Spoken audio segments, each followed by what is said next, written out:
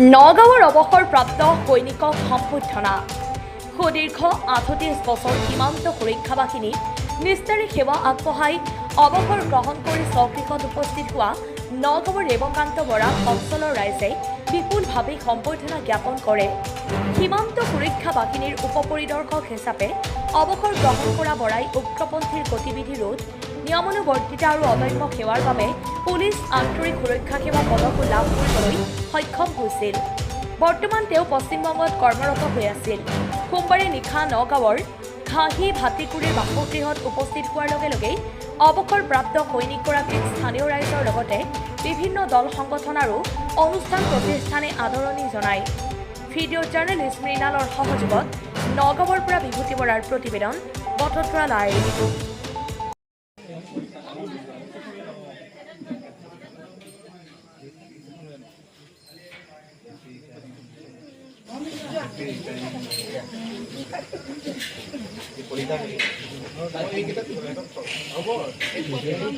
পোৱালিকেইটাক অকণ দিয়া হে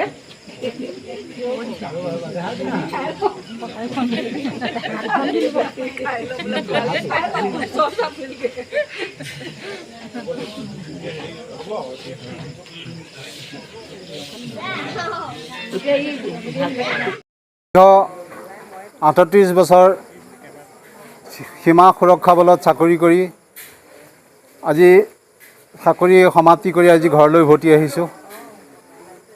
চাকৰি অৱস্থাত অনেক ঘাত প্ৰতিঘাতৰ সন্মুখীন হৈছিল যদিও দেশ সেৱাৰ কামত সদায় আগবাঢ়ি পেলাই কাম কৰি আছিলোঁ। তাৰ বাবে মনত কোনো দুখ নাছিলে, সদায় আগবাঢ়িয়ে কাম কৰি আছিলোঁ দেশৰ কাৰণে। অনেক border, Pakistan border, Bangladesh border সকলোতে কাম কৰি পেলাই চৰকাৰৰ হিতৰ কাৰণে নিস্বাৰ্থভাৱে কাম কৰি পেলাই আজি সম্পূৰ্ণ ৩৮ বছৰ এমাহ 12 দিন চাকৰি পূৰা কৰি মাতৃভূমিলৈ ঘূৰি আহিছোঁ। মাতৃভূমিলৈ ঘূৰি অহাৰ অনেক আনন্দত মই উত্তাল হৈছোঁ। বিশেষকৈ আপোনালোকে মোৰ ওচৰত আহি মোৰ কাৰণে যিখিনি কষ্ট কৰিলে, মোৰ কাৰণে ৰৈ থাকি, তাৰ বাবে আপোনালোকৰ ওচৰত মই চিৰকৃতজ্ঞ। লগতে আজি জন্মভূমিলৈ ঘূৰি অহাৰ মোৰ ইমান যে আনন্দ পাইছোঁ তাক মই আপোনালোকক বখান কৰিবলৈ কোনো ভাষা নাই। গতিকে ৰাইজক মই প্ৰণাম কৰিছোঁ। আপোনালোকে ভালে থাকক, মই আপোনালোকৰ লগত যাতে সদায় মিলি কৰি সুন্দৰভাৱে থাকিব পাৰোঁ, এই আশীৰ্বাদ কৰিব। আপুনি চাকৰি কেতিয়া জইন কৰিছিলে? মই 1987 চনৰ 19 এপ্ৰিলত জইন কৰিছিলোঁ। প্ৰথম আপুনি ক'ত কৰ্ম নিৰ্বাহ কৰিছিল? মই প্ৰথমতে মণিপুৰত মই ট্ৰেইনিঙৰ অৱস্থা পূৰা কৰিছিলোঁ। মণিপুৰ পলেল নামৰ এডোখৰ জেগাত চাকৰি ট্ৰেইনিং কৰাৰ পাছতে আপোনাৰ নাগালেণ্ডত মই জইন কৰিছিলোঁ 99 বেটেলিয়নত। তাৰ পৰা মই ত্ৰিপুৰালৈ গ'লোঁ। ত্ৰিপুৰাৰ পৰা মোৰ পষ্টিং হ'ল আপোনাৰ কাশ্মীৰত। কাশ্মীৰত সুদীৰ্ঘ 9 বছৰ মই কটালোঁ কাশ্মীৰত। তাৰপিছত আৰু জম্মুত পষ্টিং হ'লোঁ। জম্মুতো কটালোঁ মই 5 বছৰ। তাৰপিছত গুজৰাটলৈ গ'লোঁ আপোনাৰ, গুজৰাটত 3 বছৰ। কাৰ্গিলৰ সময়ত মই কাশ্মীৰতে আছিলোঁ।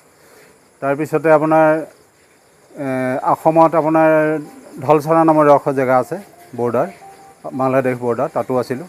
মালদাত আছিলোঁ 3 বছৰ 4 বছৰ। পাঞ্জাৱত আছিলোঁ, পাঞ্জাৱত 2 বছৰ। শেষত মই ৱেষ্ট বেংগলৰ পৰা এতিয়া অৱসৰ লৈ আহিছোঁ। আপোনাৰ নামটো? মোৰ নামটো সম্পূৰ্ণ নাম মোৰ ৰেৱকান্ত বৰা। আপোনাৰ লাষ্ট যিটো ইউনিট আছিলে? মোৰ লাষ্ট ইউনিট 67 বেটেলিয়ন। 67। এতিয়া বৰ্তমান আপুনি দেশ সেৱা ইমান দিন কৰি আহিলে, হয়। এতিয়া আপোনাৰ সেৱা কৰিবলগীয়া বহুতখিনি আছে। নিশ্চয়। আপুনি আমাৰ স্বাভিমান, নিশ্চয়। আপোনাক লৈ আমি গৌৰৱান্বিত হওঁ। এনে ক্ষেত্ৰত আপুনি কি ক'ব? নিশ্চয়, আপোনালোকক ওচৰলৈ মই ইমান দিন চাকৰি কৰি আহি আপোনালোকক পাই মইতো আৰু উৎসাহিত হৈছোঁ। দেশ সেৱাৰ কামত, যিকোনো সামাজিক কামত মই নিশ্চয় আগবঢ়াবলৈ মই নিজকে অৰ্পণ কৰিবলৈ চেষ্টা কৰিম। যিকোনো কামত, গাঁৱৰ ওচৰ চুবুৰীয়া বা অঞ্চলৰ যিকোনো কামত মই হাত আগবঢ়াবলৈ মই সদায় চেষ্টা কৰিম।